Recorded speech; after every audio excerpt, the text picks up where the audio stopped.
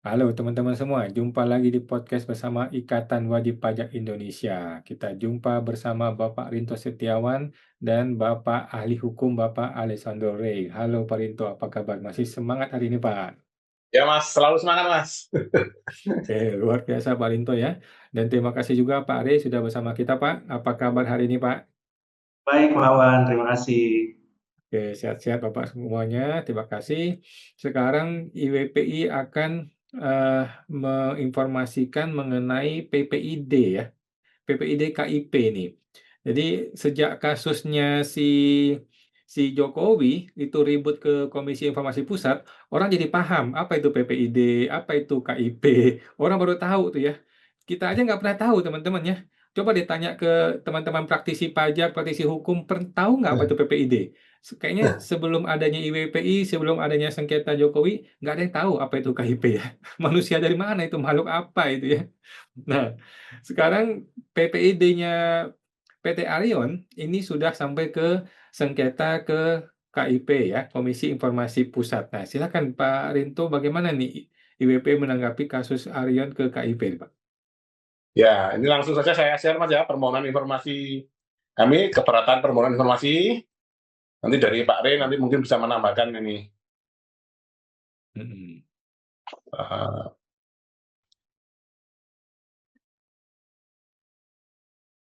Uh, ini Mas.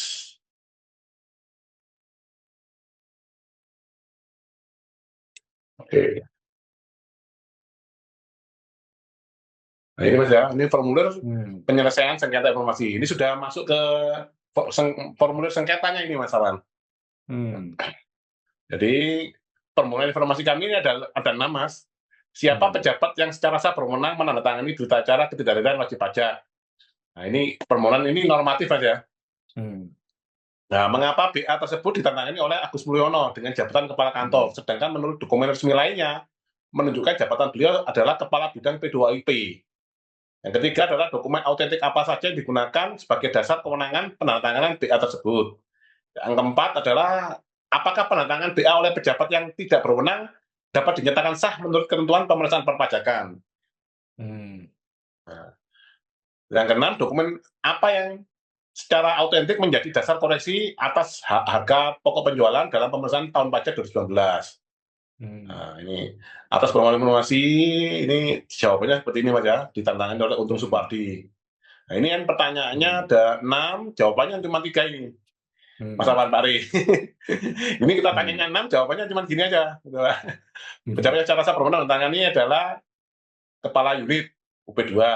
Yang dimaksud kepala unit Kepala Bidang adalah KPP, Kepala Kanwil. Nah, sesuai panduan di atas, Kepala Bidang Pemeriksaan Penagihan Agus Mulyono berwenang gitu. Berarti yang berarti Hmm. pertanyaan itu nggak dijawab runut satu persatu. Ini yang menjadi sengketa informasi kami. Hmm. Nah, ini kronologinya tanggal 16 sekian kami menyatakan surat sanggahan kedua yang menegaskan bahwa formalitas pemeriksaan dan penerbitan SPHP secara serta prosedurnya tidak memiliki kekuatan hukum, oleh karenanya batal demi hukum. 10 sampai 11 kami menerima undangan pembahasan dan panggilan penandatangan BAP yang diterbitkan sangat mepet dengan jadwal pelaksanaan. 11 Agustus kami mengirimkan surat penolakan untuk hadir langsung ke Kanwil. Hmm. Terus 11 September kami menerima SKP yang menurut kami tidak sah secara prosedural. 2 Oktober sampai 31 Oktober kami mengajukan permohonan informasi berulang terkait dengan rincian perhitungan SKP dan STP. 2 sampai 3 November kami mengirimkan dokumen risalah BA pembahasan KKP, namun KKP tidak menjelaskan rincian koreksi HPP. Jadi pertanyaan kami ada 6 itu, Mas Alwan dan Pak Rey, teman dijawabnya cuma 3, itu yang menjadi sengketa kali ini. Hmm. Jadi jawabannya cuma yang ini tadi Mas. Ini Pak Rey. Hmm. Ini 3 ini, terus keberatannya adalah ini. Alasan keberatan ketidaksesuaian jabatan penandatangan merupakan cacat formil substansial. Nah, keberatannya tidak ditanggapin. Ini keberatan kami, ada klaim penerimaan menang harus dibuktikan dengan dokumen otentik tidak dijawab, ketidakkonsistenan dokumen pemeriksaan tetap tidak dijawab, tanggapan PPD bersifat normatif tidak menjawab substansi permohonan. Jadi awal pertanyaan 6, jawab cuma 3 dan itu tidak menjawab satu persatu, keberatan kami tidak dijawab. Seperti itu Mas Awan, mungkin ada komentar ini dari Pak Ari. Oke. Ini nih Pak Ali, mungkin mungkin Pak Ali sebagai ahli hukum dan juga ahli ahli manajemen ini ya, bisnis gitu ya. Ini kalau Pak Ali diminta nasihatnya oleh ketua PPID negara, pemerintah, itu bagaimana sih staf PPID itu mesti bertindak ketika diminta oleh warga negara sebuah informasi, Pak? Begitu deh, Pak. Bagaimana nih, Pak? Silakan Pak Ali. Ya, terima kasih Pak Awan, Pak Rinto. Kita tahu bahwa PPID itu kan pejabat ya, Ya, pejabat pengelola informasi dan dokumentasi. Dan dalam konteks informasi dan dokumentasi perpajakan dijabat oleh Direktur Eselon 2 itu ya. Nah, jadi kalau misalnya ada wajib pajak meminta informasi Pak Awan sama Pak Rinto, nah tentunya merupakan tanggung jawab dia untuk menjawab, bukan untuk kembali melempar pertanyaan itu kepada apa namanya wajib penanya. pajak dengan Ya. mengatakan bahwa silakan tanya langsung, kan bukan begitu, karena mereka eselon 2 itu kan kurang lebih ya kalau kita hitung apa namanya tunjangannya, kita hitung gaji pokoknya, eselon 2 kan take home-nya kurang lebih sekitar 80 juta. Ya. Nah, kalau pejabat digaji 80 juta, masa menjawab pertanyaan sederhana itu susah sekali. Itu kan mudah saja kan begitu ya. Sama seperti kalau kita sedang menangani perkara Pak Awan dan Pak Rinto. Kalau Ya. majelis bertanya, masa kita nanya ke WP lagi? Ya kan kita bisa langsung jawab di persidangan. Ya, sederhana karena kita menguasai dong ya perkaranya. Nah, jadi kalau pejabat eselon 2 dibayarkan kurang lebih 80 juta tiap bulan tapi tidak bisa jawab pertanyaan WP kan kurang pantas juga kalau dibayar semahal itu. Yang kedua, itu yang pertama. Yang kedua, kalau tidak bisa dijawab kan berarti hubungan dengan PPID tingkat 3 atau tingkat 2 itu kan tidak harmonis Pak Awan dan Pak Rinto. Oh, betul, Pak. Tingkat 1 nggak bisa, ya tanyakan ke tingkat 2-nya atau tingkat 3-nya. Hmm. Ya. Nah, jadi sehingga informasi itu bisa didapat dan diberikan kepada WP. Itu sebabnya kan PPID diberikan waktu kan Ya. 10 atau 7 hari kalau belum bisa mendapatkan informasi. Dan itu 17 hari kerja. Ya kalau kita hitung ya kurang lebih hampir 1 bulan juga kalau dihitung 17 hari kerja. Masa kurang lebih 1 bulan nggak bisa mendapatkan jawaban atas pertanyaan yang semuanya pertanyaan WP termasuk pertanyaan Pak Rinto itu pertanyaan sederhana. Bukan pertanyaan filosofis yang harus Iya. keras otak gitu ya Pak. Iya, betul, Pak. Pertanyaan sederhana saja kan gitu ya. Jadi saya melihatnya pejabat ini ya kurang bekerja keras saja gitu Pak Awan sama Pak Rinto ya. Nah, jadi kurang kurang apa ya Pak, kurang serius saja dalam menjalankan tugasnya. Nah, pejabat-pejabat seperti itu ya memang seharusnya ya mengundurkan diri sajalah gitu ya. Atau jadi pengusaha saja gitu ya Pak. Iya, iya. Pelayan tapi tidak memberikan layanan. Menjadi pelayan tapi tidak melaksanakan pasal 10 Undang-Undang Administrasi Pemerintahan, yaitu asas-asas umum pemerintahan yang baik. Salah satunya adalah pelayanan yang baik kepada masyarakat. Nah, pelayanan yang baik itu siapa yang ditanya. Nah, kalau saya cermati tadi kan itu yang Pak Rinto sampaikan pertanyaannya itu kan dijawabnya dengan jawaban jaka sembung naik ojek, alias Iya. nggak ojek gitu.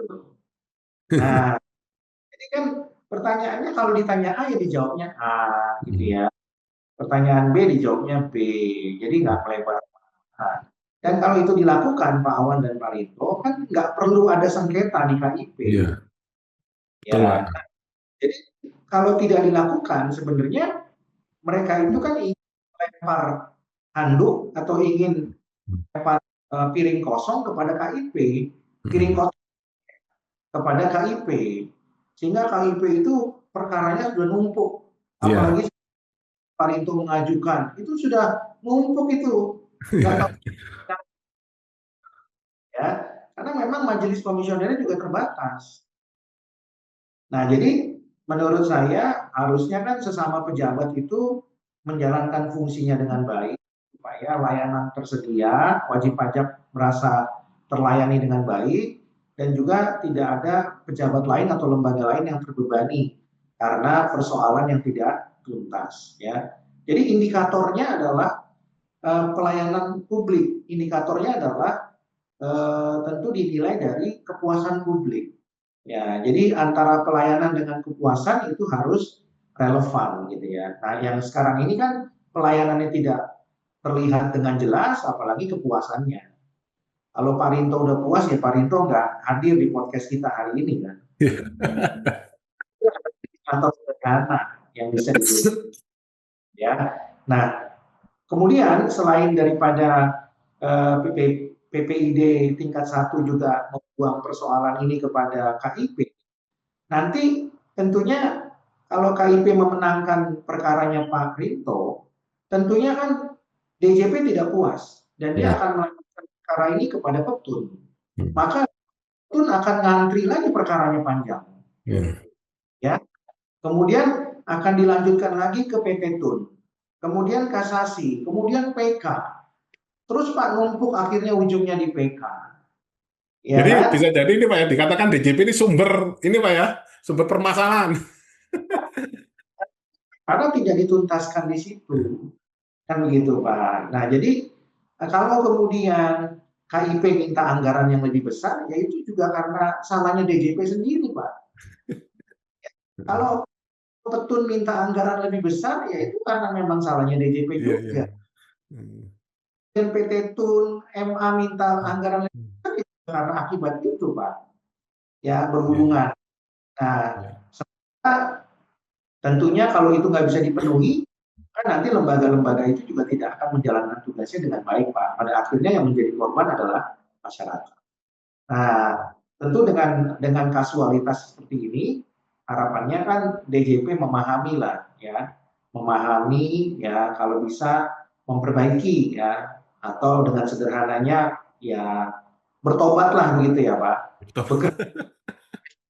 Tapi kalau nggak mau jadi pejabat ya nggak apa-apa ya, jadi pengusaha saja. Itu kan, ya kalau mau jadi pejabat tapi mau dilayani kan itu salah kaprah Pak. Dan seringnya mengeluh juga Pak. Sekarang ini banyak pejabat seringnya mengeluh Pak, dan itu diumbar di media sosial itu loh Pak. Ya kalau mengeluh kan tinggal resign saja Pak. Ya, dan silakan buka lapangan pekerjaan.